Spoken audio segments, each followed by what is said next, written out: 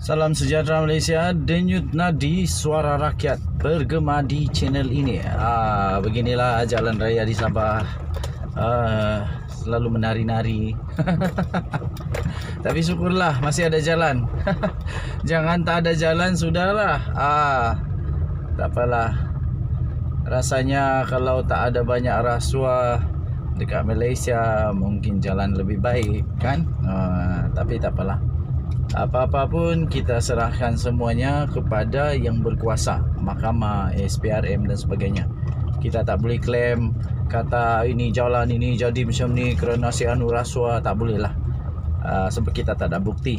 Tapi yang penting kita harap pada pilihan raya akan datang, kerajaan seterusnya atau kerajaan yang ada sekarang ini atau siapa sajalah, jangan nak duk bagi manifesto saja sampai akhirnya kata manifesto bukan kitab suci. Yang tertipu, yang kena buyuk orang-orang kampung yang tetap gembira walaupun tak seperti yang dijanjikan. Jadi YB hati-hati. Okey. Tuan-tuan dan perempuan yang dihormati sekalian, pasti ramai orang yang sekarang ini rasa panas pungkuk. Rasa panas pungkuk, hangat pungkuk.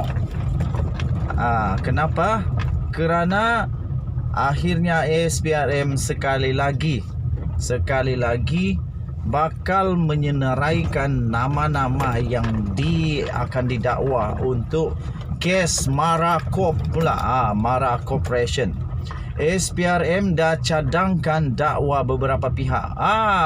Siapa mereka?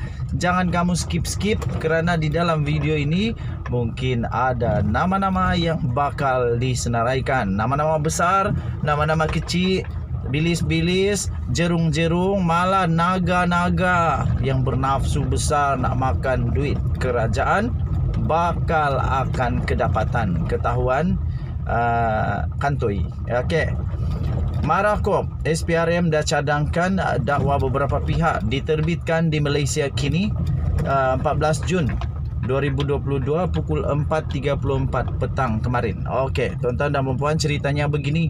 Suruhanjaya Pencegahan Rasuah Malaysia atau dikenali sebagai SPRM berpendapat ada pertuduhan yang boleh dibuat, ada pertuduhan sah, disahkan memang ada pertuduhan yang boleh dibuat oleh SPRM atau pendakwa raya atau yang siapa sajalah yang berkuasa ke atas pegawai Mara Corporation Sdn Bhd Mara Corp berdasarkan siasatan yang telah dijalankan.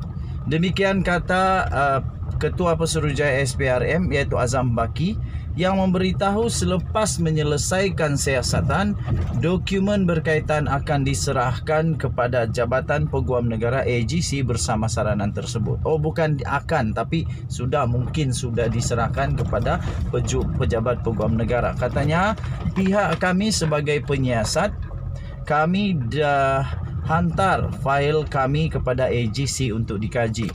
Seperti mana yang lepas, katanya kami mencadangkan untuk dituduh beberapa pihak dalam kes ini, katanya kepada sidang media di Putrajaya pada hari ini iaitu kemarin. Okey, so tuan-tuan dan puan-puan, siapakah yang bakal tersenarai? Kita nantikan. Okey. Terdahulu Azam Baki ditanya mengenai laporan berita yang mendakwa AGC dijangka tidak akan mendakwa pegawai Mara Corp yang disiasat SPRM kerana bukti yang diperlukan untuk langkah tersebut tidak mencukupi. Tetapi dengan kenyataan ini membuktikan bahawa akan ada bakal didakwa. Siapakah senarai-senarai yang akan didakwa itu?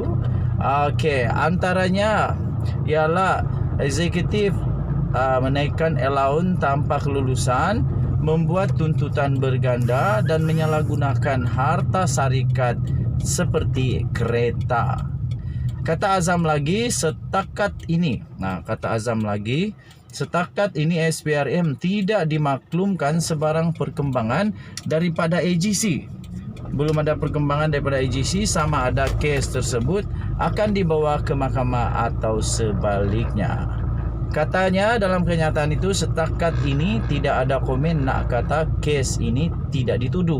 Namun seperti yang saya beritahu tadi, kami menyiasat dan pada pandangan kami ada keterangan yang memadai mencukupi untuk mencadangkan pertuduhan kepada beberapa pihak katanya. Terbaik, tahniah diucapkan kepada SPRM. Majulah sukan untuk negara. Tahniah kepada pasukan Harimau Melaya yang layak ke Piala Asia selepas kita menanti lebih 40 tahun. Denyut nadi suara rakyat bergema di channel ini. Kita jumpa lagi. Bye-bye. Salam sejahtera Malaysia. Denyut nadi suara rakyat bergema di channel ini. Sebelum itu, kamu komen dulu. Apa pendapat kamu? Adakah Datuk Seri Najib Tun Razak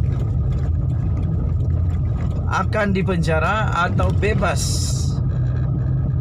Adakah Datuk Seri Najib Tun Razak confirm dipenjara bulan Ogos ini, ataupun beliau akan menjadi free man again? Dan yang paling hebat, kalau dia boleh jadi Perdana Menteri semula. Bagus jugalah, ada kebaikan juga untuk dia jadi Perdana Menteri semula. Sebab saya mengingat dulu waktu dia Perdana Menteri, dialah Perdana Menteri paling banyak memberi sedekah, paling banyak memberi bantuan kepada rakyat.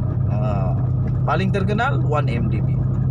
Tuan-tuan dan puan-puan, berita buruk sekali lagi. Sudah saya buat satu video tentang perkara ini, cuma sekarang kita nak ulas sikit. Daripada BH Online 13 Jun 2022 telah diterbitkan. Ada satu tajuk berita yang memang menggemparkan, mengejutkan, dan pasti akan membuat Rosmah Mansur tak dapat tidur malam. Kemarin lagi sebenarnya 13 Jun. Tajuk beritanya, tuan-tuan dan puan-puan, kamu boleh cari di dalam BH Online. Tajuk beritanya, AGC tolak permohonan Jonathan Laidlaw QC dalam rayuan akhir SRC. Tuan-tuan dan puan-puan yang dihormati sekalian, saya hanya bacakan perenggan pertama saja. Pejabat Peguam Negara menolak permohonan Peguam Kanan Queen Counsel Jonathan Laidlaw, Peguam Diraja daripada United Kingdom, yang telah dimohon oleh diminta bantuan daripada pasukan pembelaan Datuk Seri Najib Tun Razak, yang mana peguam belanya sendiri Tan Sri Shafie Abdullah yang kalah di Mahkamah Tinggi dan di Mahkamah Rayuan mengaku bahawa dia tak sehebat Jonathan Laidlaw, dan dia juga kata di Malaysia tak ada yang seperti dia dalam kepakaran. Sampai hati kau rendah-rendahkan peguam negara, maafkan saya, peguam negara Malaysia. Sampai hati kau kata begitu. Hebat apa?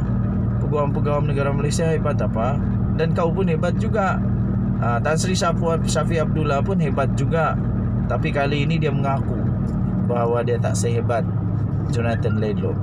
Pejabat Peguam Negara menolak untuk diterima masuk bagi berhujah dalam rayuan akhir kes penyelewengan dana sebanyak 42 juta ringgit Malaysia milik SRC International Sdn Bhd yang dihadapi oleh Datuk Seri Najib Tun Razak.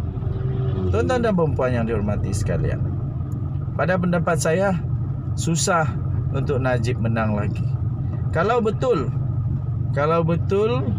AGC telah menolak rayuan ini, telah menolak permohonan daripada Jonathan Laidlaw untuk masuk membantu Najib Razak dan pasukan peguam belanya, saya fikir Najib Razak dah hampir selesai. Dah hampir boleh packing barang masuk ke penjara. Apa tidaknya, siapa lagi yang boleh bantu Najib Razak? Sedangkan Tan Sri Shafie Abdullah sendiri mengakui bahawa dia tak sehebat Jonathan Laidlaw. Makna kata, secara tersiratnya, Shafie Abdullah mengakui bahawa dia tak boleh bantu lagi Najib di Mahkamah Persekutuan. Ramai juga kawan-kawan cakap mungkin Najib Razak silap pilih peguam. Tapi nak buat macam mana? Najib Razak dah bayar dia 9 juta.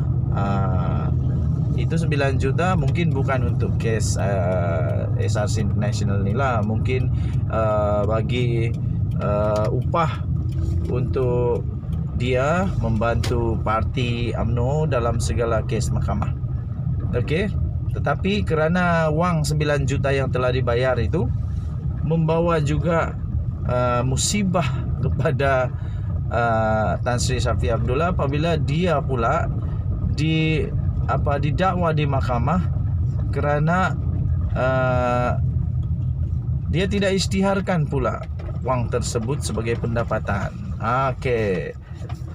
Jadi kalau saya tak silap, betulkan saya kalau saya silap, Lembaga Hasil Dalam Negeri pula membuat tuntutan kepada dia. Okey, saya sudah sampai di destinasi, tuan-tuan dan puan-puan. Apa pendapat kamu? Okey, so dia ditolak, tuan-tuan dan puan-puan, kerana Timbalan Pendakwa Raya Ashraf Adrin Kamarul berkata, Laidlaw tidak mempunyai kelayakan istimewa dan pengalaman langsung yang relevan terhadap penafsiran undang-undang dan isu dalam rayuan. Tapi tak tahu kenapa Shafie Abdullah kata, Tan Sri Shafie Abdullah kata, dia ada pengalaman yang tak ada, kepakaran yang tak ada dalam semua peguam-peguam yang ada di Malaysia. Tapi menurut Timbalan Pendakwa Raya itu, dia kata tidak mempunyai kelayakan istimewa dan tak ada pengalaman langsung yang relevan. Kemudian dia juga kata Laidlaw juga tidak ada pengalaman mengendalikan perbicaraan jenayah atau rayuan berhubung Seksyen 23 Akta SPRM 2009 dan Seksyen 409 Kanun Keseksaan dan juga Seksyen 4 Akta Pencegahan Pengubahan Wang Haram, Pencegahan Pembiayaan Keganasan dan Hasil daripada Aktiviti Haram (AMLA). Jadi katanya beliau tidak layak. Tapi menurut Tan Sri Shafie Abdullah, beliau sangat layak.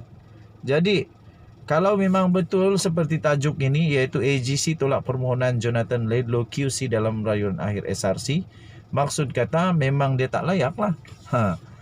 Kata Timbalan Pendakwa Raya itu katanya pemohon tidak ada kelayakan bahasa Melayu yang diperlukan sebagai asas di bawah subsection 11-2 Akta 166 untuk berjaya dalam permohonan ad hoc mengikut Seksyen 18 Akta 166.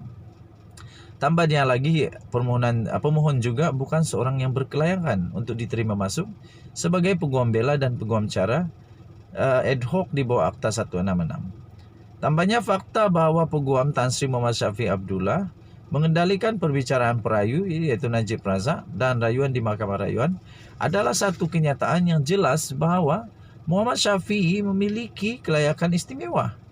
Jadi kenapa nak minta tolong pula? Selain mempunyai kelayakan istimewa, dia juga kata bahawa Tan Sri Muhammad Shafie Abdullah juga mempunyai pengalaman untuk mengendalikan rayuan berkaitan dengan pertuduhan-pertuduhan itu di Mahkamah Persekutuan. Kemudian banyak lagi sebab-sebab yang lain lah. Jadi beliau berkata permohonan di Mahkamah Persekutuan bukan pertuduhan baru tetapi sama yang dikendalikan Muhammad Shafie di Mahkamah Rayuan dan Mahkamah Tinggi. Oleh itu permohonan itu adalah tidak bermerit dan hendaklah ditolak secara terus, katanya. Permohonan untuk menjadikan Laidlaw sebagai peguam ad hoc Najib ditetapkan untuk pengurusan kes di hadapan Mahkamah Tinggi Kuala Lumpur Khamis ini. Denyut nadi suara rakyat bergema di channel ini. Okey, apa pendapat kamu? Kita jumpa lagi. Bye-bye.